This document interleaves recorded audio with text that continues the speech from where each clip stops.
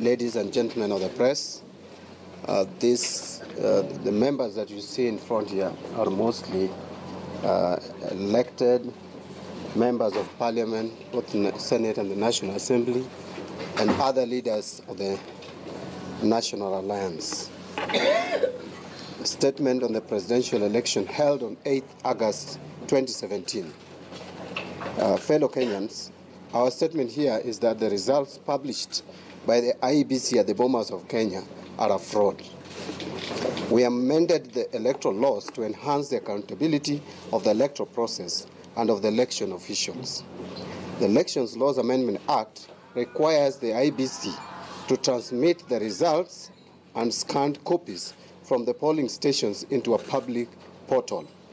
The results transmitted from the polling stations are required to be tallied at the constituency level in Form 34B. That is the requirement of the law. What we have seen is a grave contravention of the law.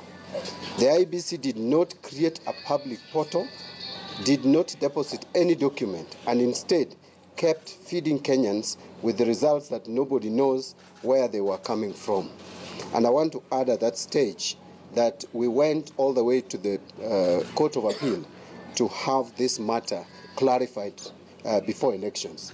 And that was for a purpose. We did not just do it for fun, but we did it so that the people of Kenya would be very clear on how IEBC was supposed to conduct the electoral process, including the results transmission, which has become contentious. We had foreseen this before.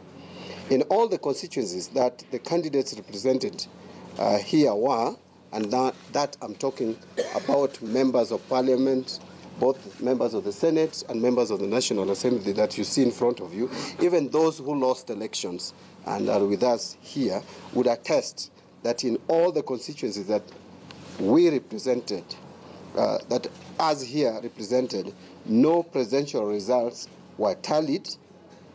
When asked, returning officers were dismissive and stated that those will be tallied later.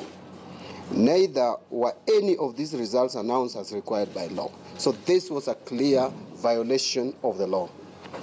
Our independent analysis, and I want to emphasize that, our independent analysis done by our experts has shown very clearly that Right Honorable Raila Odinga won this election square. We expect the IEBC to make the proper announcement this afternoon, as was demanded by the NASA coalition leaders yesterday.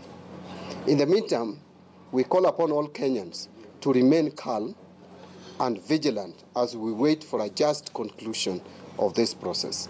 I want to just add, because that is the end of the official statement, but I want to add as I conclude that I think people of Kenya are tired of these fraudulent elections. This is not the first time that we are experiencing fraudulent election announcement by IEBC, or the body that is given the responsibility to conduct, manage, and announce results. I don't think people of Kenya are prepared to continue with these fraudulent activities of IEBC. We urge our people, wherever they are, those who came out very strongly to vote for either side of the political divide, that they should remain calm, but must remain vigilant for justice.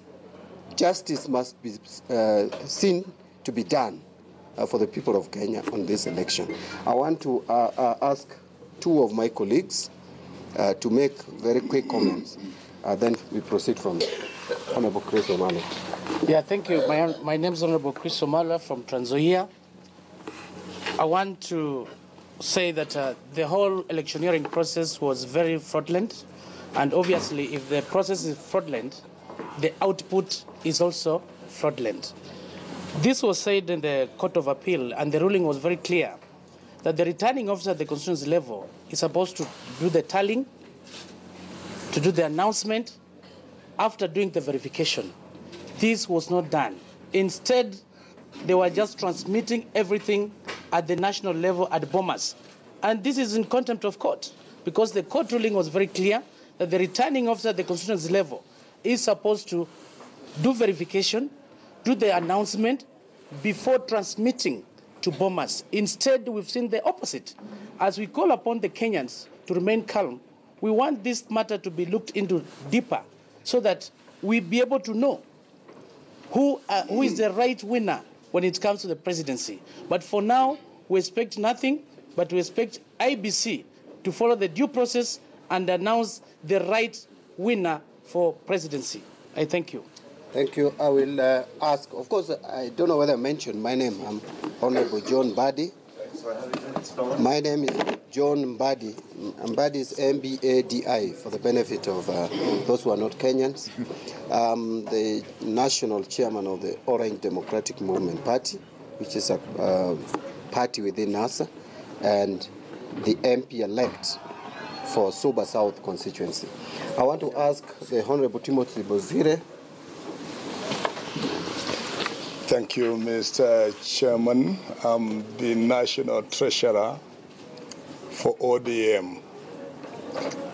Mine will be brief, and first is to commend the Kenyans who turned up in millions to vote peacefully across the country, expecting to get leaders of their choice to serve their interests.